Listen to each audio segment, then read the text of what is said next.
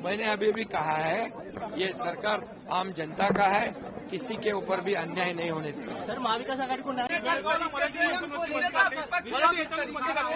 EVM पर हार का ईवीएम पर विपक्ष इसको कैसे देखे? हार का पूरा ठीक रहा, ईवीएम पर फोड़ रहा है, ईवीएम के कारण। मैं इतना ही कहूंगा विपक्ष को कि जो महाराष्ट्र की जनता ने क्लियर मैंडेट दिया है उसका स्वागत करना चाहिए।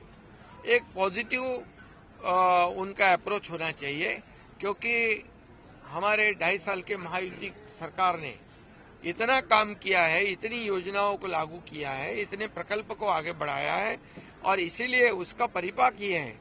ये मैंने पहले ही कहा था, मैं, देवेंद्र जी, अजीत दादा, हम हर सभा में यही कहते थे कि हमने जो 2.5 साल में इतना ऐतिहासिक काम किया है कि इसकी स्वर्ण अक्षरों में उसका लिखा जाएगा, सुनहरे अक्षरों में। क्योंकि एक तरफ जो विकास के प्रकल्प बंद थे वो हमने शुरू कर दिए, दूसरी तरफ लोक कल्याणकारी योजनाएं हमने शुरू कर दी और उसमें हर घटक को लिया है। लाडली बहना से लेके लाडले भाई से लेके लाडले किसान से लेके लाडले ज्येष्ठ से लेके सभी लोगों को उसमें सरकार ने योगदान उनका देखकर सहयोग किया है। और इसीलिए मैं ये इतना ही कहूंगा कि उनका जो अभी झारखंड में चुनाव हुआ, प्रियंका गांधी जी का चुनाव हुआ, कई लोगों का चुनाव हुआ, ये इधर का नांदेड़ बाई इलेक्शन का चुनाव हो गया, उसमें भी कांग्रेस की जीत हुई है।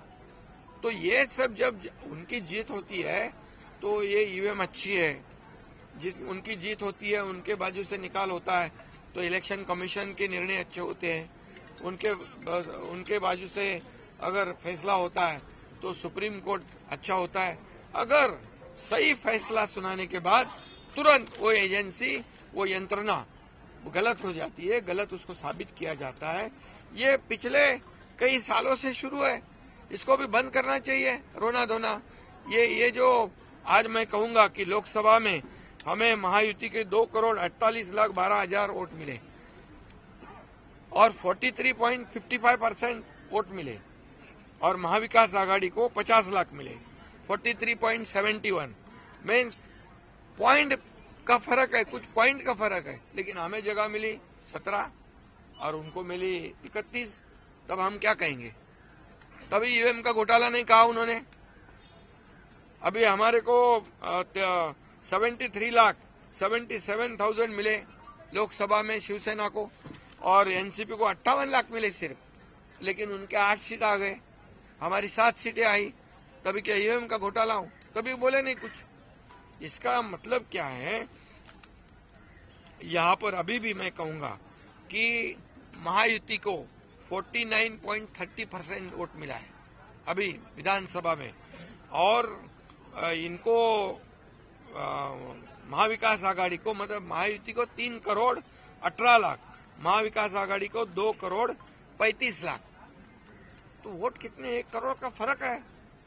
और ये ऐसा कोई भी नहीं कह सकता है, क्योंकि हर चुनाव क्षेत्र में हर कैंडिडेट को मार्जिन जो है कम ज्यादा मिलता है, तो इसको सभी एक ही तराजू में तौल नहीं सकते हम।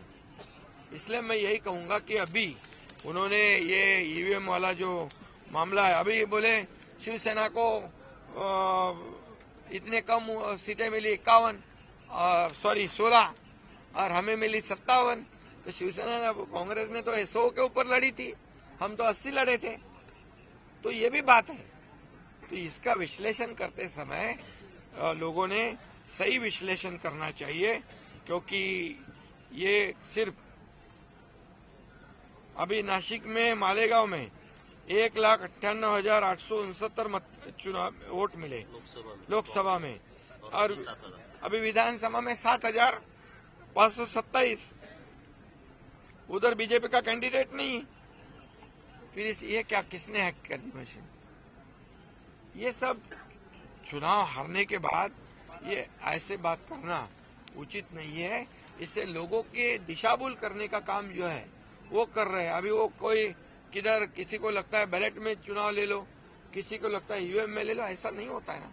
ये संविधान की बात है, ये सभी जो काम निर्णय है वो नियम के अनुसार होते हैं।